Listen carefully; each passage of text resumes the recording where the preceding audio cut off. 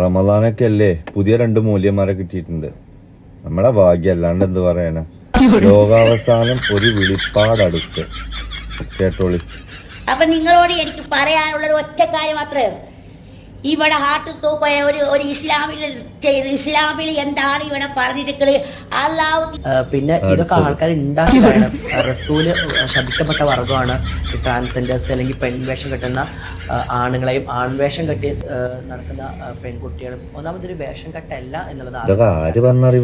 പിന്നെ ഒരിക്കലും റസൂല് ഒരിക്കലും ഒരാളെ ശപിച്ചിട്ടില്ല. ആശയില്ലാണ്ട് എനിക്ക് രാത്രി പുറത്തു പോകുന്നത് ചിന്തിക്കാം. എന്തൊക്കെ ചങ്ങായിജി പറയുന്നു, ആശയില്ലാതെ പുറത്തിറങ്ങാൻ പറ്റൂലെന്ന്. ഞങ്ങൾ ആണുങ്ങളും മുഴുവൻ ആശയം കൊണ്ടാണല്ലോ റോട്ടിൽ കൂടെ കിടക്കല് പേടിച്ചിട്ട്, അല്ലേ?